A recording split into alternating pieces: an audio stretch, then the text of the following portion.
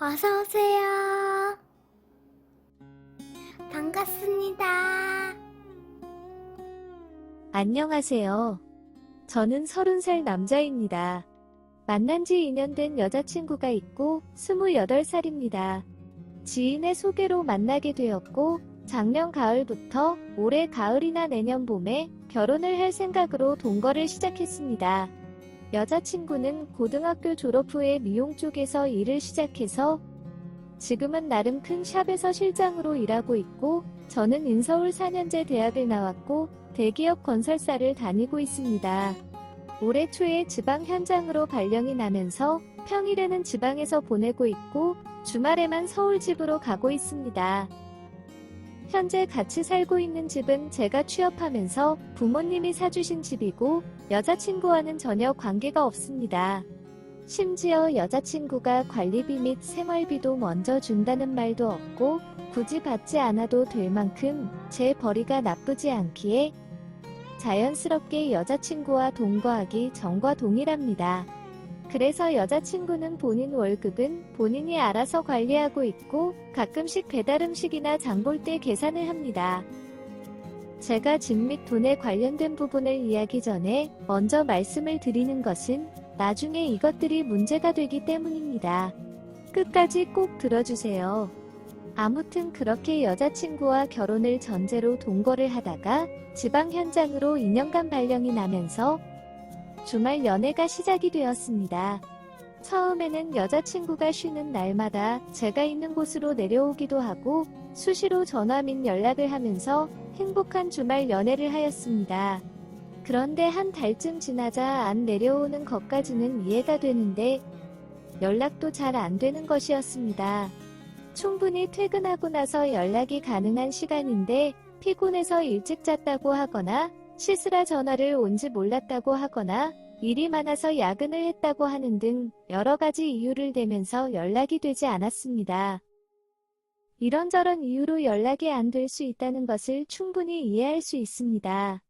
그런데 일이 많아서 야근했다고 하는 날에는 제 지인이 머리를 하려고 여자친구가 일하는 샵에 전화를 걸었는데 여자친구가 오전 근무만 하고 일찍 퇴근했다고 한 날이었고 씻고 밥 먹으라 전화 온지 몰랐다고 한 날에는 제가 다음날 서울 본사 출근이라 서울 집으로 가는 날이었는데 집에 도착해보니 여자친구는 없었습니다.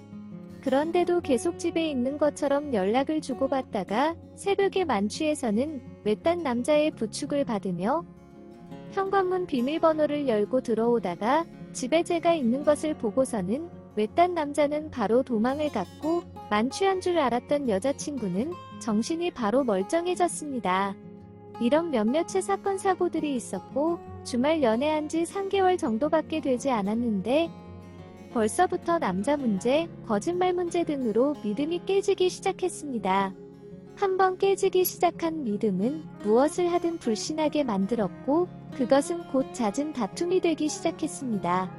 그렇게 여자친구와 냉전으로 지내던 어느 날 아랫집에서 물이 샌다며 아파트 관리실에서 연락이 왔고 여자친구와는 연락이 되지 않았지만 평일 낮 시간이라 당연히 일하고 있을 거라고 생각했습니다. 누수 원인 및 수리를 하려면 저희 집을 확인해야 된대서 근처에 살고 계시는 어머니께 부탁을 드렸습니다.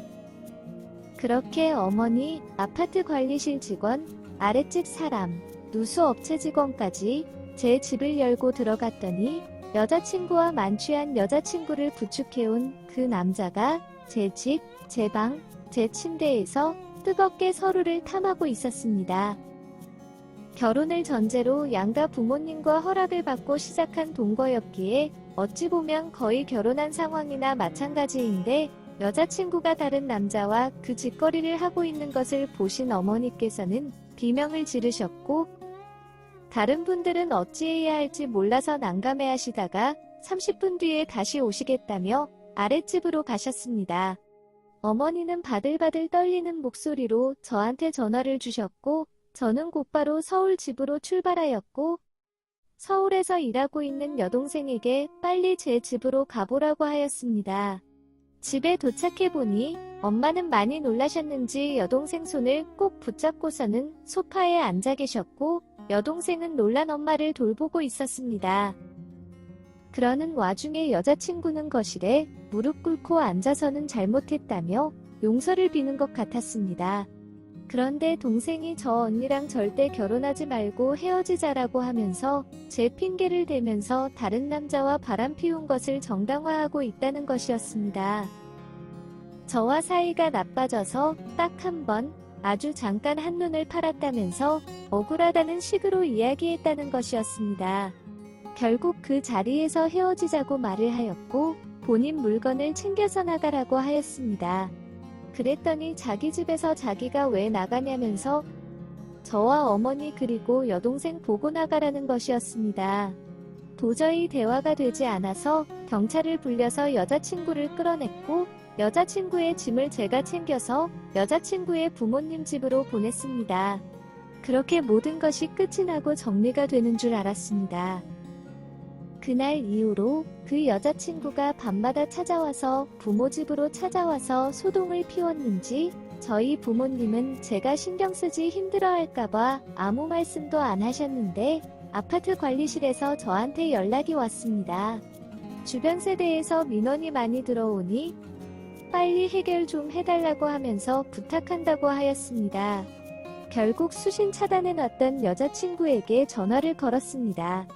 드디어 저와 연락이 되었다면서 헤어질 때 헤어지더라도 정확하게 계산할 것은 계산해야 되지 않겠냐면서 만나자고 하였습니다.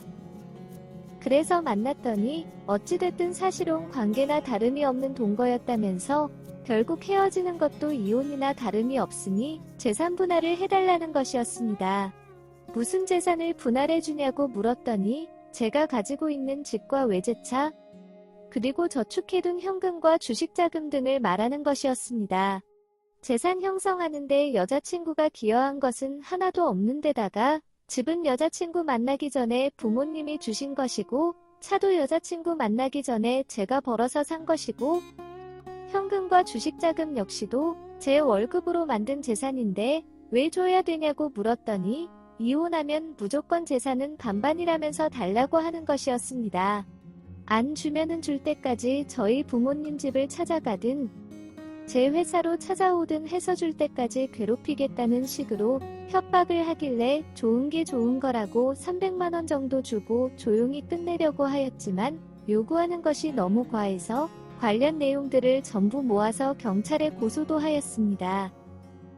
제가 고소한 것을 알면서도 여자친구는 무조건 본인의 논리와 주장이 맞다면서 소송을 해서라도 재산을 가져갈 거라면서 아주 당당하게 재산 몰래 숨기거나 빼돌리지 말고 딱 기다리라고 하더군요. 저한테 사과와 용서를 구해야 하는 것이 맞지 않나요? 그게 일반적인 상식이 아닌가요? 결혼까지 생각했던 여자한테 이렇게까지 뒤통수를 맞고 나니 세상 참 무서운 곳이라는 것을 다시 한번 번쩍 생각이 들게 되더군요. 오늘의 사연은 여기까지입니다. 구독과 좋아요, 알림 설정 부탁드립니다. 긴 글을 읽어주셔서 감사합니다. 구독과 좋아요 꾹꾹 눌러주세요. 꾹꾹. 알림 설정도 꾹꾹 눌러주세요.